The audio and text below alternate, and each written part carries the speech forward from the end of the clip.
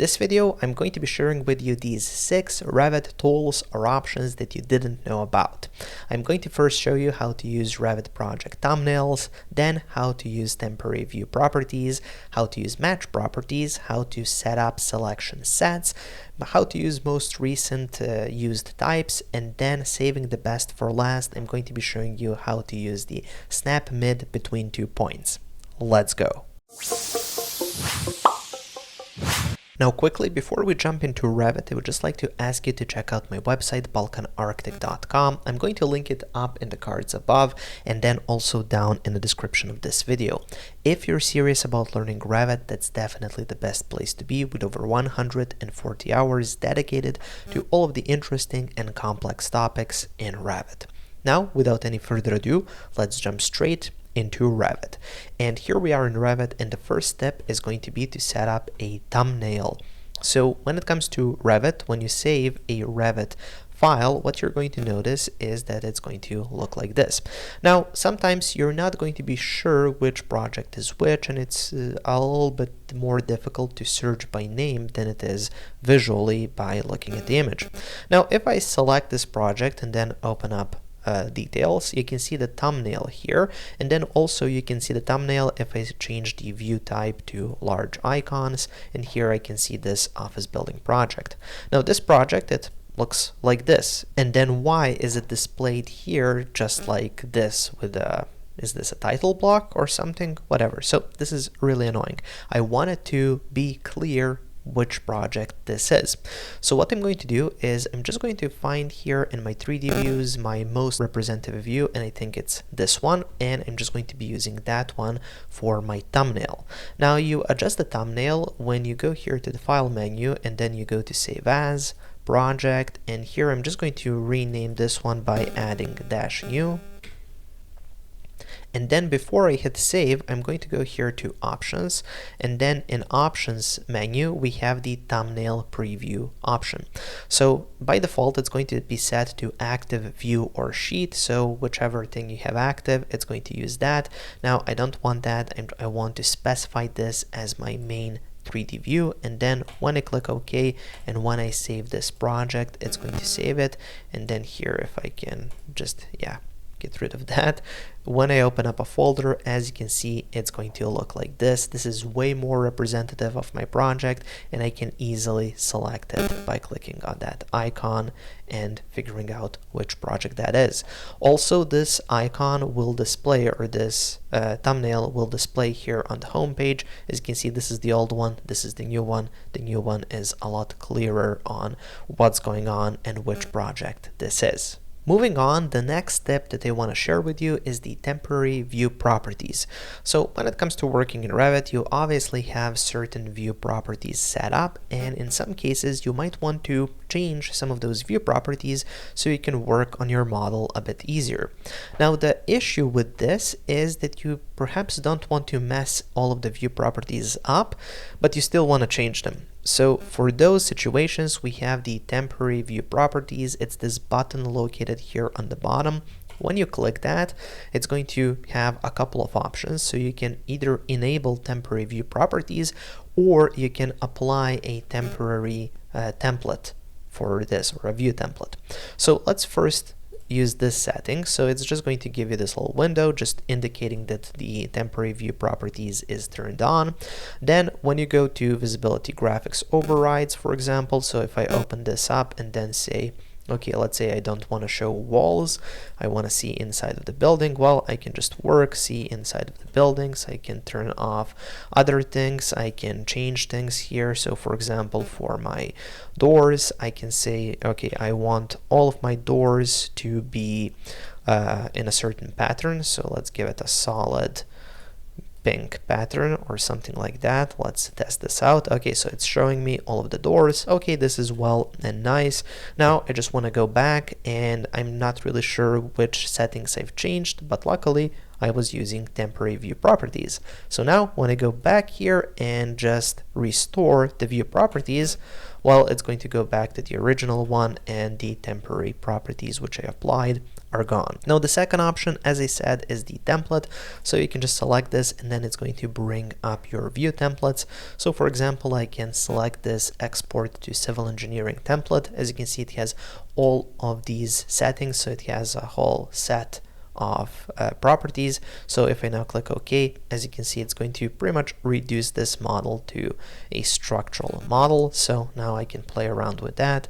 And again, when I want to go back, I can just restore that, and it's going to go back to the original. Now, once you've applied a template, when you go back to temporary view properties, you're going to notice that that template will appear over here under recent templates. So if you want to play around with a couple of templates, those are going to be available here. So the whole process is going to be even quicker next time you use temporary view properties. For tip number 3, I am going to be showing you the Match Properties tool. So let's say you're working in Revit and you want to do the all matchy-matchy. Well, how do we do that? Well, what I'm referring to is you have a certain element. So in this case, I have this concrete interior structural wall.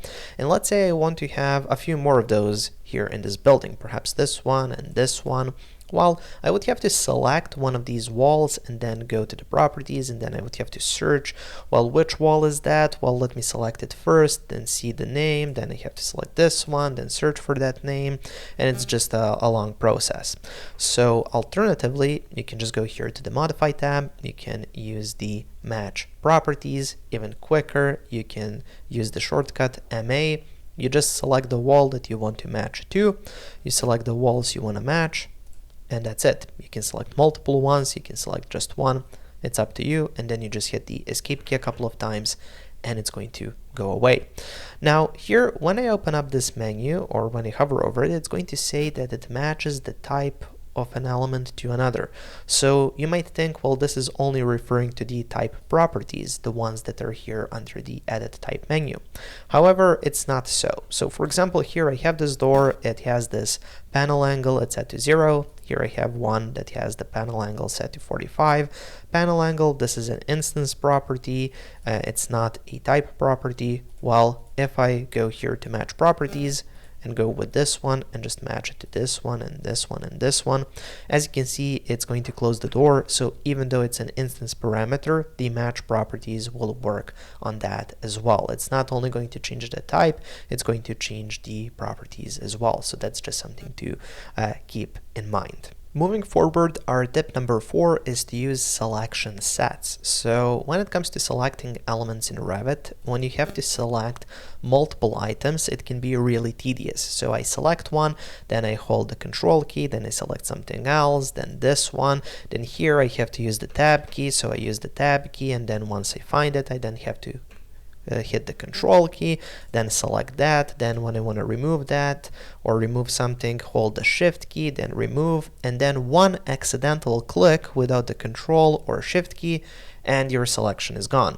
So this is really annoying, and a solution to this is to use selection sets. So you just select an item, and actually let's select a few, just like this, and then you can add that to a selection set. So you go here to selection, you find save selection, you can name it, let's call it new selection, click OK, and now this is a new selection. So what you can do now is you can load that selection. So you go here to the Manage tab, you find Selection, and here we have the Load Selection option. I select the new selection, click OK, and it's going to just select those items. We have a couple of doors, this large desk, and this chair. Now I can even go ahead and edit that selection. So I can go to this new selection, I can click on Edit, and then here I can see what's added. I can go to Add to Selection, and then I can add this wall or this or whatever I want. I can add to that selection, and then I can remove something. So I can remove this desk, hit Finish Selection, click OK, and now when I load my selection again, just like this, Now, as you can see, it's going to select these items instead of the old ones. So it's a really cool way of creating multiple selections. They're kind of like groups without the kind of extra functionality, without being all kind of selectable at once. You can still work with all of these individually, however, they're part of that selection, which I think it's really cool. Moving forward to tip number 5, and that is the most recently used types. So this is referring to the types of the families. So when I want to place a component, in large projects, you're going to have a lot of components, and it can be really hard to find exactly what you need.